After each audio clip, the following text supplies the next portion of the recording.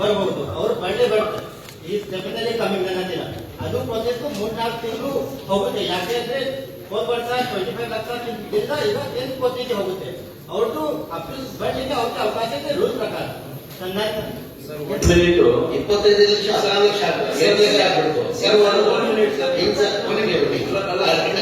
ಒಂದು ಸಬ್ಜೆಕ್ಟ್ 25 ಲಕ್ಷದಿಂದ ಅಂತ ಹೇಳಿದ್ರೆ ಈಗ ನಾವು ಒಂದು ಏನೇ ಟ್ಯಾಕ್ಸ್ ಫಿಕ್ಸ್ ಮಾಡಿದ್ರು ಮೀಟರ್ ಲೆಕ್ಕನ ಸ್ಕ್ವೇರ್ ಮೀಟರ್ ಲೆಕ್ಕದಲ್ಲಿ ಮಾಡಿದ್ದೇವೆ.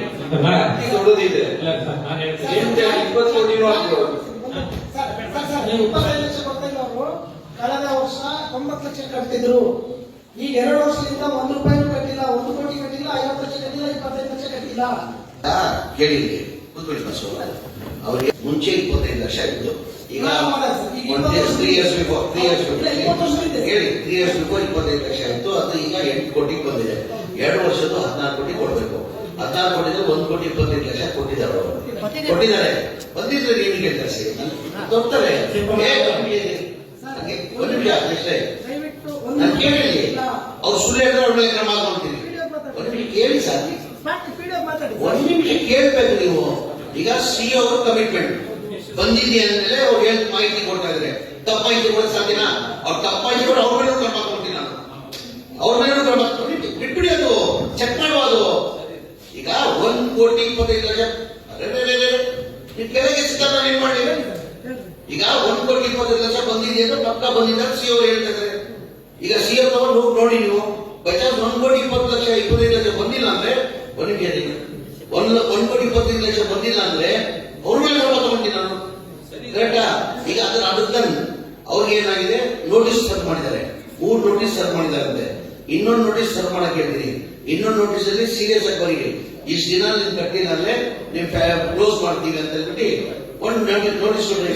ಸಿಇಒ ಇಲ್ಲೇ ಇದೆ ನೋಡಪ್ಪ. ಬನ್ನಿ ಬನ್ನಿ ಅಧ್ಯಕ್ಷ ಬನ್ನಿ. ಇಲ್ಲ ಬನ್ನಿ. ಹಂಗೇನಲ್ಲ ಯಾವ ಅಧಿಕಾರಿಗಳು ತಪ್ಪ ಮಾಹಿತಿ ಕೊಡಲ್ಲ. ಇಶ್ಯೂ ರೈಟ್ ಮಾಡಿದ್ರೆ ಕರೆಕ್ಟ್ ಇದೆ, ಬಟ್ ಹಂಗೆ ಹಾಕೋದಲ್ಲ. ನೀವು ರೈಟ್ ಮಾಡಿದ್ರಿ ಅಧ್ಯಕ್ಷ. ಹಂಗೆ ಬಂದು ನಿಮ್ಮಲ್ಲಿ ಅಧಿಕಾರಿಗಳು ಈ ತರ ತಪ್ಪು ಮಾಹಿತಿ ಕೊಡಲ್ಲ. ಯಾರು ಕೊಡಲ್ಲ, ತಪ್ಪು ಮಾಹಿತಿ ಕೊಡಲ್ಲ. ಹಂಗಾಗಿ ಇದ್ಮೇಲೆ ನೀವು ಹೇಳ್ತಾರದು ಒಳ್ಳೆ ಇದನ್ನ ಎಮ್ಮಿ ಅವರು ಹೇಳಿದ್ರೆ ದೊಡ್ಡ ದೊಡ್ಡ ಫ್ಯಾಕ್ಟರಿಗಳು ನಾವು ಜಲಾಂತರಕ್ಕೆಲ್ಲ ಅವರಿಂದ ನಾವು ಐಡಿಯಾ ಆಗಿಲ್ಲ. ಅದಕ್ಕೆ ನೀವು ಕೆಲಸ ಮಾಡಿದ್ವಿ ಸಿಒರೇ. ಈಗ 3 ನೋಟಿಸ್ ಆಲ್ರೆಡಿ ಕೊಟ್ಟಿದ್ದೀರಾ. ಇನ್ನೊಂದು ನೋಟಿಸ್ ಸೀರಿಯಸ್ ಆಗಿ ಕೊಡಿ. ಇಷ್ಟು ದಿನ 3 ನೋಟಿಸ್ ಕೊಟ್ಟಿದ್ದೀವಿ. ಇದು ಕೊನೆ ನೋಟಿಸ್. ಇದು ಪೇಮೆಂಟ್ ಬಂದಿಲ್ಲ ಅಂದ್ರೆ ನಾವು ಇದು ಕ್ಲೋಸ್ ಮಾಡ್ತೀವಿ ಅಂತ ನೋಟಿಸ್ ಕೊಟ್ಟು ಕ್ಲೋಸ್ ಮಾಡಿ. ಸರ್ ಇನ್ನೊಂದು ಪಕ್ಕದಲ್ಲಿ ಸ್ಮೈಲ್ ಇದೆ. ಅವ್ರು ಏನ್ ಮಾಡ್ತಾ ಇದ್ದಾರೆ ಅದನ್ನು ಗಮನಿಸ್ಕೊಳ್ಳಿ. ನೋಡ್ರಿ ಇನ್ನೊಂದು ಹೇಳ್ತೀವಿ ಸಿಒ ಸಾಹೇಬ್ರೆ, ಯಾವುದೇ ಫ್ಯಾಕ್ಟರಿ ಇರ್ಲಿ ನಾವು ಜನಕ್ಕೆ ಫ್ಯಾಕ್ಟರಿ ತೊಂದರೆ ಮಾಡ್ಬೇಕಂತ ಹೇಳ್ತಾ ಇಲ್ಲ. ಜನಕ್ಕೆ ಎಷ್ಟು ತೊಂದರೆ ಆಗ್ತಾ ಇದೆ.